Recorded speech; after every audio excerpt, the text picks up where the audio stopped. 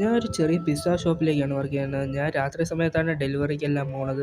ഞാൻ എല്ലാ ദിവസവും രാത്രി ഞാൻ ഡെലിവറി എല്ലാം കൊടുത്ത് തിരിച്ച് അതേപോലെ തന്നെ ഞാൻ ഷോപ്പിലേക്ക് പോവും. ഇനി വരുന്ന ഡെലിവറി ഞാൻ ഇനി നോക്കുകയും ചെയ്യും. അവിടുത്തെ മാനേജറിനാണെങ്കിൽ ഇച്ചിരി മൊടയാണ്. അവർക്കാണെങ്കിൽ നമ്മൾ എന്തെങ്കിലും ഡെലിവറി ആയിട്ട് കൊടുത്താൽ എനിക്ക് സാലറിയൊന്നും വലുതായിട്ടൊന്നും അവർ തരില്ല. എനിക്ക് ഈ ഡെലിവറിക്കുള്ള ഓർഡർ വരുമ്പോഴാണ് എനിക്ക് സന്തോഷം. ഞാൻ എല്ലാം ഓർഡർ റിസീവ് ചെയ്യും. അപ്പോൾ ഈ റിസീവ് കൊടുക്കുമ്പോൾ അവർ കുറച്ചെങ്കിലും തരുന്നുണ്ട്. എപ്പോഴും കോൾസ് വരുമ്പോഴാണ് എനിക്ക് സന്തോഷമാകുന്നത്. അപ്പോഴും ഞാൻ ഒരു ദിവസം ഒരു കോൾ വന്നപ്പോൾ ഞാൻ എടുത്തായിരുന്നു. പക്ഷേ അതിലാരും റെസ്പോണ്ടിങ് ഒന്നുമില്ല. ഞാൻ വിചാരിച്ചില്ല ഏതെങ്കിലും ഇവന്മാർ വല്ല പ്രാങ്ക് ചെയ്യാൻ വേണ്ടി വിളിക്കുന്നതായിരിക്കും. ഞാൻ എന്നിട്ട് ഫോൺ എടുത്ത് വെച്ച്. ഫോൺ വെച്ചതിന് ശേഷം ഞാൻ അവിടെ നിന്ന് ഇങ്ങനെ പോയപ്പോൾ വീണ്ടും അതേ നമ്പറിൽ തന്നെ ഫോൺ കോൾ. ഞാൻ ഇങ്ങനെ ഫോൺ എടുത്ത് ഇപ്രാവശ്യം ഞാൻ എടുത്തതിന് ശേഷം ഹലോ ആരാണെന്ന് ഞാൻ ചോദിച്ചത്. അപ്പോൾ ഒരു വയസ്സായ ഒരാളായിരുന്നു. അയാൾ പറയുമായിരുന്നു എനിക്കൊരു പിസ്സ വേണമായിരുന്നു, ഒരു റെഗുലർ ചിക്കൻ പിസ്സ. എനിക്ക് അതിൻ്റെ കൂടെ സോഡ ഇതെല്ലാം എനിക്കിപ്പം വേണമെന്നത്. ഞാനത് കൊണ്ടുവരാമെന്ന് പറഞ്ഞ് ഞാൻ ഫോൺ വെച്ച്. എനിക്കാണെങ്കിൽ ഇതായിട്ട് അയാളാണെങ്കിൽ അയാളുടെ സംസാര രീതിയായിട്ട് എന്തൊരു റോങ് പോലെ എനിക്ക് തോന്നിച്ചു. വീണ്ടും അതേ രീതിയിൽ തന്നെ ഞാൻ ഫോൺ കോൾ ചെയ്തു.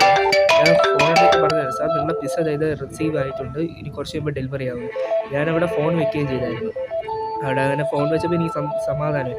അങ്ങനെ കുറച്ച് കഴിയുമ്പോൾ അയാളുടെ പിസ്സ കിട്ടി കഴിഞ്ഞാൽ നേരെ അയാളുടെ വീട് ലക്ഷ്യമാക്കി പോയി. അയാളുടെ വീടെത്തിയപ്പോഴത്തേക്ക് ഞാൻ കാറിൽ നിന്ന് ഇറങ്ങിയപ്പോൾ ഞാൻ നോക്കിയപ്പോഴത്തേക്ക് ആ വീട് കണ്ട് ഞാൻ ആകെ അതിശയിച്ചു പോയി. ഇത്രയും വലിയ വീട്ടിൽ നിന്നാണോ കൊല്ലുമെന്ന് പറഞ്ഞ് എന്നെ ഭീഷണിയൊക്കെപ്പെടുത്തിയത് എന്ന് വിചാരിച്ച്.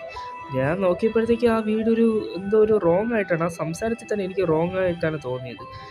ഞാൻ പെട്ടെന്ന് തന്നെ ഞാൻ ആ പിസ്സ എടുത്ത് കാറിൽ നിന്ന് ഇറങ്ങി. എന്നിട്ട് ഞാനാണെങ്കിൽ ആ പിസ്സ എടുത്ത് ഞാൻ നേരെ പോയപ്പോഴത്തേക്ക് ആ ഡോറൊന്ന് ഞാൻ തട്ടി. ആ വീടിന് തന്നെ എന്തോ പറ്റിയിട്ട് ഞാനാണെങ്കിൽ ആദ്യം ആ കോളിംഗ് ബെല്ല് അടിച്ചപ്പോൾ കോളിംഗ് ബെല്ല് വർക്കാവുന്നില്ല. ഞാൻ തറയിലെല്ലാം നോക്കിയപ്പോൾ എന്തോ ഒരു വിഷമിച്ചാവും. ഞാനാണെങ്കിൽ പെട്ടെന്ന് കുറച്ച് നേരവും കൂടെ നോക്കി. ഞാൻ എന്നിട്ട് ഡോറിങ്ങനെ തട്ടിയപ്പോൾ ചെറുതായി ഇങ്ങനെ ഇങ്ങനെ തുറന്ന് പറഞ്ഞു. ഞാൻ നോക്കിയപ്പോൾ തുറന്ന് ഇങ്ങനെ ചെറുതായിട്ട് പറഞ്ഞു. ഞാൻ നോക്കിയപ്പോൾ ഒരു മാസ്ക് വെച്ച ഒരാളാണ്. നോക്കിയപ്പോഴത്തേക്ക് ഞാൻ നിങ്ങളിത് പിസ്സ ഓർഡർ ചെയ്തു, ഞാൻ കൊടുക്കാമെന്ന് വിചാരിച്ചു. നിങ്ങൾ ഓർഡർ ചെയ്ത പിസ്സയാണ് സാറെന്ന് പറഞ്ഞു.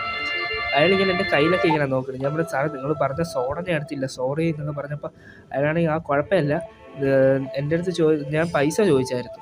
അയാൾ പറഞ്ഞു ഞാൻ അത് കടയിൽ കൊണ്ടുവന്ന് തന്നേക്കാൻ തന്നെ. എൻ്റെ അടുത്ത് ചോദിച്ചായിരുന്നു നിന്നെ ഇതുവരെ ആരെങ്കിലും ആക്രമിക്കാൻ ശ്രമിച്ചിട്ടുണ്ടോ? ഞാൻ പറഞ്ഞു ഇല്ല ഞാൻ ഇതുവരെ എന്നെ ആരും ഉപദ്രവിക്കാൻ ശ്രമിച്ചിട്ടില്ല, ഞാൻ ഇപ്പോൾ ഇതുവരെ നല്ല ആളാണെന്ന് സ്ട്രോങ് ആണെന്നാണ്. അതും പറഞ്ഞപ്പോൾ അയാൾ പെട്ടെന്ന് മാസ്ക് മാറ്റി.